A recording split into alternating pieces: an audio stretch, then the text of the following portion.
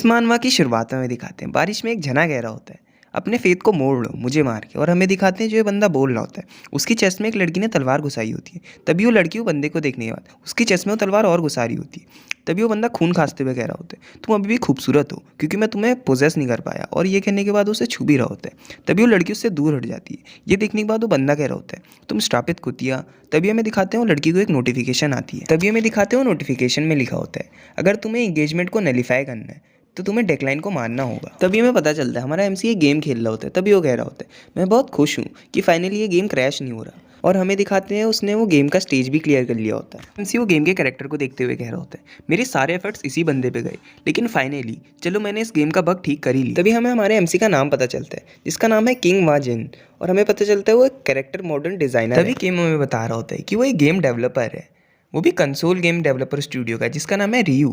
और south Korea जो जाना जाता है कि वो वेस्टलैंड है जब हम उसे कंसोल गेम के एरिया में देखे। लेकिन जब से रियू अप्रूव हुआ है वो एक तूफान की तरह है, क्योंकि वो एक के बाद एक हिट गेम दिए जा रहा है। और जो गेम मैं अभी टेस्ट कर रहा हूँ उसका नाम है ए गेम। और जो रियू है उसने अपनी जितने भी इन्वेस्टमेंट एंड प्रॉफिट है वो सब इस पर लगा दिए। और अगर आसान भाषा में कहूँ तो अगर ये गेम नहीं चला तो हम सब खत्म हो जाएंगे। और अगर मैं इस गेम के बारे में बात करूँ तो जो इसका एसेंस है वो डिफिकल्ट के साथ साथ स्ट्रॉन्ग भी है, लेकिन ये प्लेयर की चॉइस पे डिपेंड करता है। और इसके साथ ये फैक्ट भी है कि ये एक ही बंदे के लिए बना है, और जो इसका एआई है बहुत एडवांस है, और जिसमें अलग अलग कैरेक्टर हैं उनके अलग अलग नाम। सबके ऊपर यहाँ बहुत सारी क्लासेस भी हैं, जैसे knight, magician, explorer, demon hunter, noble, king और बहुत सारी।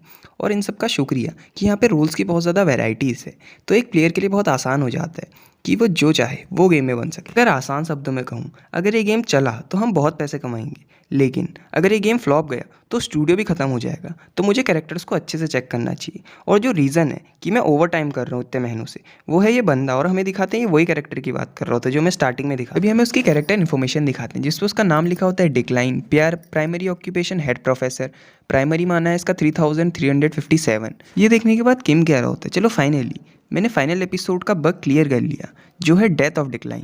तभी हमें डेक्लाइन का इंट्रोडक्शन देते हैं, जो इस गेम का एक इंटरमीडिएट बॉस है, जिसका एक खुद का नाम भी है। और इस गेम में काउंटलेस एरर्स भी हैं जो हमें फिक्स करने होते हैं, क्योंकि यहाँ बहुत ज़्यादा पॉसिबिलिटीज़ होती है। और मैंने फाइनली मैनेज कर लिया उसे मानना, वो भी बिना कुछ गलत करे। और जो रीज़न है उसकी डेथ का, वह उसे स्टैब होना, वो भी फाइनेंसी के द्वारा। और हमें दिखाते हैं जो स्टार्टिंग में वो लड़की ने उसे स्टैब करके मारा होता है, वही सीन होता है। तभी किम अंगड़ाई लेते हुए कह रहा होता है, और वैसे भी ये सेंस बनाता है कि वो एक स्कैम हो गया। तभी हमें दिखाते हैं किम को पीछे से कोई बुलाता है। तभी वो पीछे दिखता है और हमें दिखाते हैं पीछे एक लड़की कह रही होती है कि टेस्टिंग कैसी जा रही है। तभी किम हमें बता रहा होता है कि जो ये पर्सन है वो हमारे ग्रुप की लीडर है, और इसका नाम है इन यो। और ये ऑल्सो मेरी एक्स गर्लफ्रेंड है, और हम 7 साल से एक साथ थे, और हम एक साथ हमेशा खुश रहते थे। लेकिन मैं एक नेचुरली लेज़ी पर्सन था, लेकिन वो एक काम करने वाली बंदी थी, और उसके एम्बिशंस ने मुझे मदद करी एक बेटर पर्सन बनने में।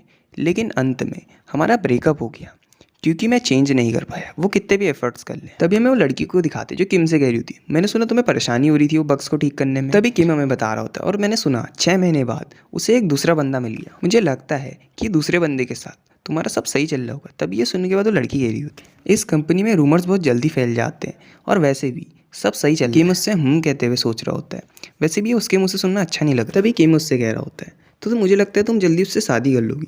ये सुनने के बाद वो लड़की कह रही होती है, तुम जलना बंद करो और बग्स ठीक करो, और वैसे भी तुम्हें कुछ चेंजेस करने ही पड़ेंगे, वैसे भी एंडिंग में कुछ गलत हो रहा है। तब ये सुनने के बाद किम कह रहा होता है, क्या वापस से? और क्या तुम श्योर हो कि इंटरमीडिएट लेवल का बॉस ही है? वैसे ये गेम और डेक्लाइन के चार्म की मदद से हो रहा है कि जितना भी सिनेरियो आगे बढ़ते जा रहा है डेक्लाइन उतना ही स्ट्रॉन्ग होते जा रहा है। और मुझे ऐसा लगता है कि जो इस गेम की डिफिकल्टी है वो प्लेयर की चॉइस पे डिपेंड करती है। तभी किम की एक्स गर्लफ्रेंड कह रही होती है, क्या तुम्हें पता है इस कैरेक्टर का मॉडल तुम ही हो? ये सुनने के बाद किम कह रहा होता है, क्या?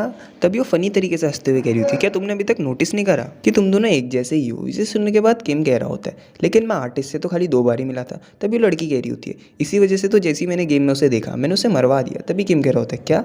तभी वो लड़की बता रही होती है, तुम दोनों की पर्सनैलिटी सेम ही है। ये सुनने के बाद किम कह रहा होता है, उसके आखिरी शब्द थे, तुम श्रापित कुतिया, तो हम सिमिलर कैसे ही हो सकते हैं? ये सुनने के बाद उसकी एक्स गर्लफ्रेंड कह रही होती है, चलो हमने बहुत बातें कर ली, तुम इस गेम का एक्सपीरियंस बताओ। ये सुनने के बाद किम कह रहा होता है, गेम खुद में ही फन है, लेकिन मुझे ये पसंद नहीं कि स्टूडियो का फेथ इस गेम पे निर्भर है। ये सुनने के बाद वो लड़की कह रही होती है, तुम्हें परेशान होने की कोई ज़रूरत नहीं। ये सुनने के बाद किम सोच रहा होता है ये गेम पक्का अच्छा ही करेगा, क्योंकि जो इसका ट्रायल था वो हिट गया। किम बाहर देखते हुए कह रहा होता है, देखो वहाँ तुम्हारा छोटा बॉयफ्रेंड है। ये सुनने के बाद उसकी एक्स गर्लफ्रेंड कह रही होती है, क्या? तभी किम कह रहा होता है, वो तुम्हारे यहाँ इंतजार कर रहा है, वैसे भी ये बहुत लेट हो गया और तुम यहाँ क्या कर रही हो, तुम्हें उसे वेट नहीं करना चाहिए। और हमें नीचे उसकी एक्स गर्लफ्रेंड का नया बॉयफ्रेंड भी दिखा। तभी किम उसके एक्स गर्लफ्रेंड से कह रहा होता है, तुम्हें अब यहाँ से जाना चाहिए। तभी उसकी एक्स गर्लफ्रेंड कह रही होती है, हाँ मैं जाती हूँ और तुम्हें गुड लक।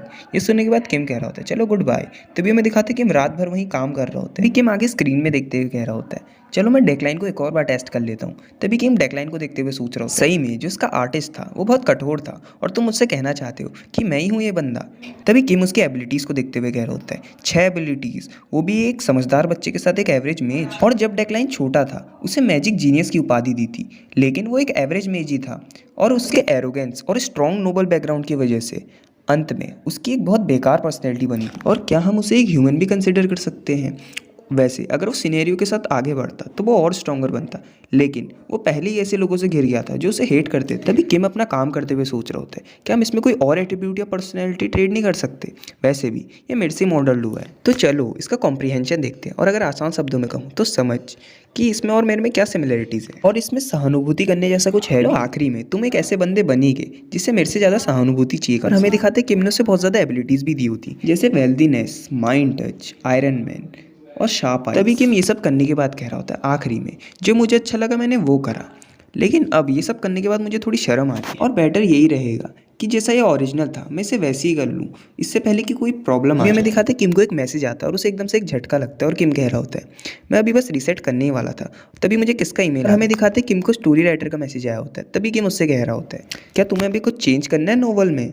ये सुनने के बाद स्टोरी राइटर कह रहा होता है, नहीं मैं तो बस देखने के लिए आया था। ये देखने के बाद किम उसे मैसेज करते हुए कह रहा था, सॉरी पर मैं समझा नहीं, क्या तुम ये फिनिश्ड मॉडल देखने के लिए आए? तभी किम को स्टोरी राइटर का मैसेज आता है, नहीं तुम एक बार अपनी विंडो से बाहर देखो। तभी किम कंफ्यूज होते हुए बाहर देखते हुए कह रहा होता है, बाहर क्या ही होगा। और हमें दिखाते हैं मौसम बहुत खतरनाक हो रखा होता है। तभी किम ऊपर देखते हुए कह रहा होता है, बादलों को देख के ऐसा लग रहा है कि बादलों में छेद हो गया। और तभी हमें दिखाते हैं वहाँ पे एक थंडर स्ट्राइक होता है। तभी किम कह रहा होता है, मेरे साथ क्या हो रहा है, मैं अभी कहाँ हूँ? और तभी हमें दिखाते कि हम हाफते हुए कह रहा होता है, ये कौन है? और हमें दिखाते हैं एक जना कह रहा होता है, तो बच्चे इस चीज़ को कभी मत भूलना, हमेशा सावधान रहना, क्योंकि डेकुलिन एक टेम मैन नहीं है और वो अभी हेसिटेट कर रहा है, लेकिन वो कभी भी कुछ भी कर सकता है और वो अपने अभी टैलेंट को बहुत कम आंक रहा है और वो एक खतरनाक विलन है। और तभी हमें दिखाते हैं एक जना किम से कह रहा होता है, उठो उठो अभी डेक्विलिन। तभी किम की एकदम से आंख खुलती है और हमें दिखाते हैं एक मेड वाली लड़की कह रही होती है, तुम कितनी देर तक सोओगे और तुम खुद को एक आदमी कह भी कैसे सकते? तभी किम हमें बता रहा होता है, मुझे बहुत दिन हो गए बॉडी को प्रोसेस करे हुए, लेकिन ये अभी भी सपने जैसा ही लगता है। तभी हमें दिखाते हैं सुनने के बाद वो लड़की कह रही होती है, तुम कितनी देर तक कुछ औरतों की वजह से इस कमरे में बंद रहोगे? क्या तुम हमारे हाउस को शर्मिंदा कराना चाहते हो? और मैं ये पेपर यहीं छोड़ के जा रही हूँ और जल्दी उठो और अपना काम करो अगर तुम यहाँ से फायर नहीं होना चाहते हो। और हमें दिखाते हैं ये कहते हुए गुस्से में वो पेपर वहीं फेंक के चले जाते हैं। अपना माथा पकड़ते हुए कह रहा होता है, जैसे ही मैंने वो स्ट्रेंज स्काई को देखा मैं एकदम से स्ट्रेंज बॉडी में आ गया और स्ट्रेंज जगह पे, और मुझे एक हफ्ता भी हो गया यहाँ रहते हुए। और ये वही गेम की दुनिया है जो मैंने बनाया है और यहाँ के कुछ सीन से ये कन्फर्म भी हो गया और मैं एक सबसे बेकार कैरेक्टर बनाऊँ इस गेम का, जो अपनी डेथ से भी नहीं बच सकता चाहे कुछ भी हो जाए। एक आदमी जिसकी किस्मत में ही लिखा है उसका मरना, क्योंकि मैं एक विलन हूँ डेकलाइन। और हमें दिखाते हैं MC डेकलाइन ही बन गया होता है।